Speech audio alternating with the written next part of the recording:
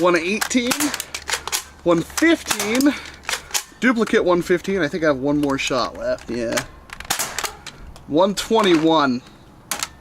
This thing is crazy. That's really, for a pistol this small, that is really, really freakishly good.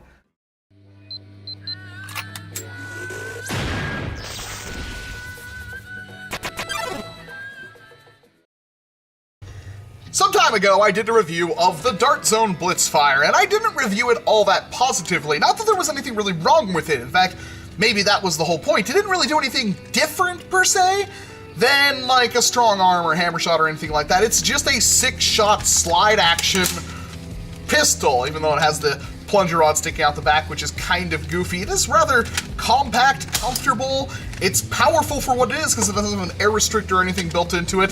So it was run-of-the-mill, but all right. I mean, it is relatively thin for what it is and kind of compact and whatnot. So I gave it a pretty middling review. Boy, was I wrong, because within a couple of minutes of picking this thing up, years later, or almost 2 years later now, there's one thing the Blitzfire does that almost no other sidearm, except for maybe like the Maverick, does, that makes this thing amazing. Now, the hammer shot doesn't really have this problem that much either, since it has essentially an open face and is hammer action, so you can still use it one-handed, but this thing does a trigger pull with a very nice click. I love that click.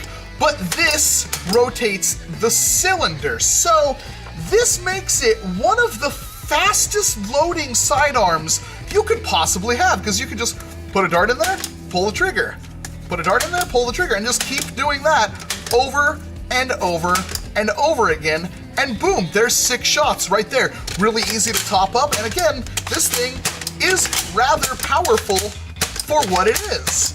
That's actually really powerful with FVJs in it. That kind of hurts, but you get the point. However, I have seen this blaster apparently do some really crazy things on the internet. For example, apparently this thing with a proper spring upgrade and no barrel change or anything can hit upwards of 130 FPS, which is just insanity to me. I gotta try to do something. So I've got a lot of springs for retaliators just laying around that I'm not doing with. Apparently that's exactly what this thing's gonna do. So I'm gonna try to upgrade this and see just how powerful we can get this pistol, because if you can get this thing hitting even over 110 FPS, that will instantly make it better, and it will make it way better than any strong arm, any hammer shot, since in fact you can use a hammer shot one-handed, but would you rather have 130 FPS and relatively good rate of fire and a small compact pistol, or would you rather have one-handed maybe 85 FPS with an 11 kilogram spring? You see what I mean? There are some cases for making this thing quite possibly one of the best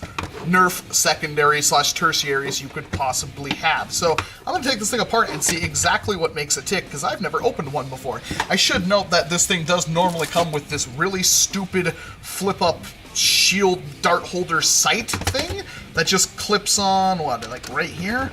And that's all well and good, I guess, if you like this kind of thing, but it actually kind of, I don't know, it flops around, and I don't see the purpose of it, to be perfectly honest, so I'm just gonna remove that and pretend it never existed. Onwards!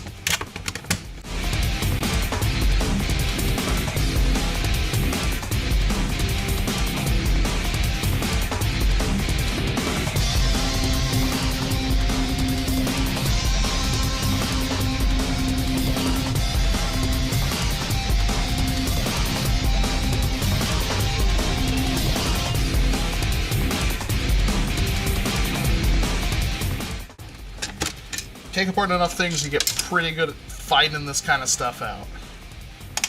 And there we go.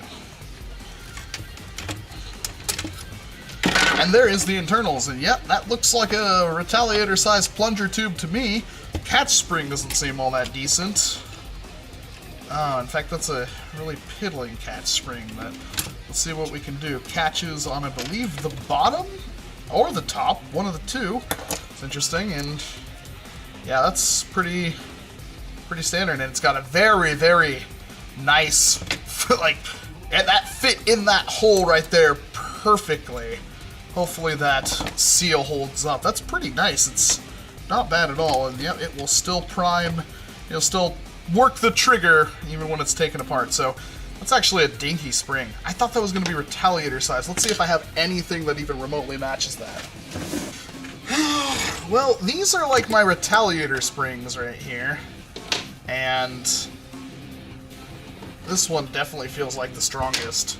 It will technically fit on here. I'm not sure if it will reach enough compression, though. We can certainly give it a shot and see if we can prime this thing all the way back and it will still catch. I'm actually insanely doubting that. I don't think that's possible because it is... Nope, it's already covering that. Well, that's a bit of a bummer. How am I gonna do this? I need something that can reach back there, but still be able to get to the cat. Oh, that one does actually work. Wait, is there anything different between these? Did I just do it wrong? Because that's like the perfect amount.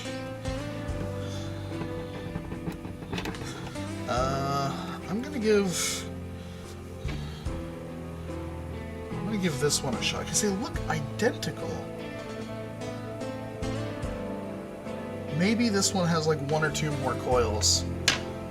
I'm gonna do this and see what happens. 'Cause I think we can make a case for this now.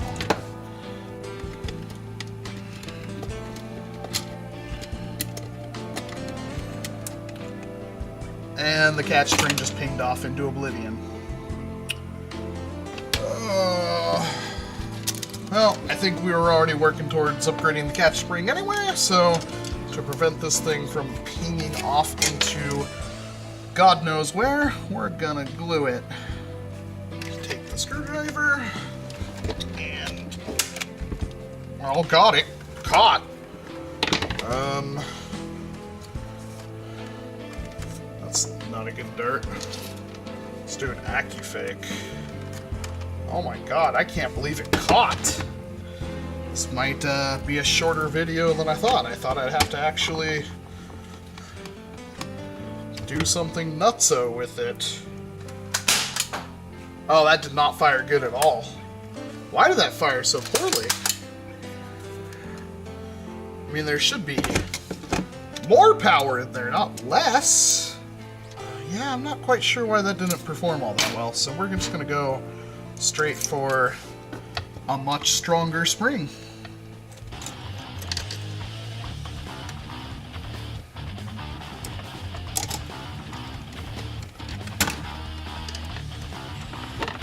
Yeah, that's wickedly stronger than the last one.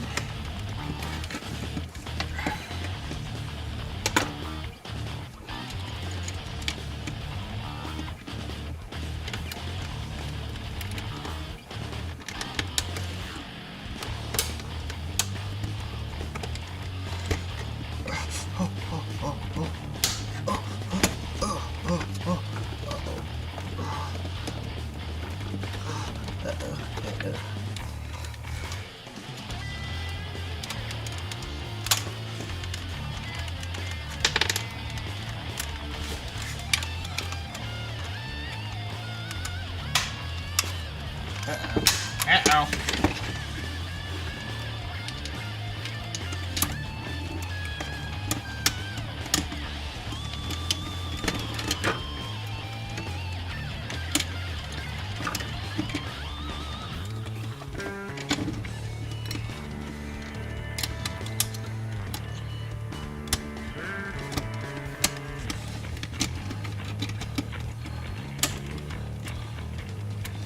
Oh, this is gonna be a very, very difficult addition.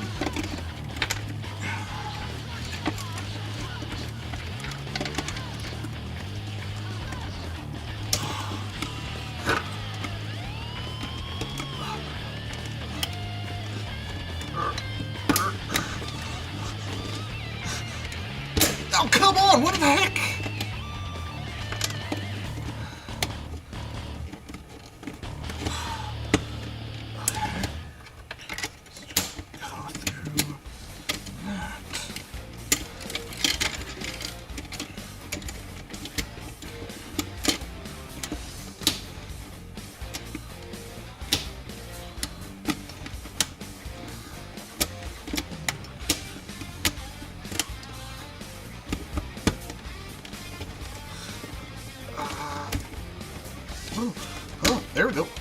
And it just had to pop one little tiny edge.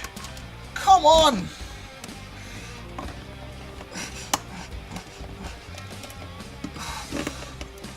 Ugh. Why is that not sitting in there right at all? Why? Why? Okay, there we go.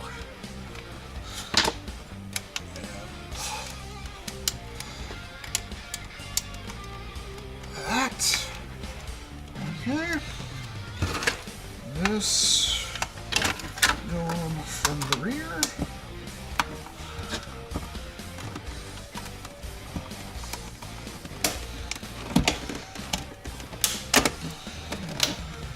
There we go.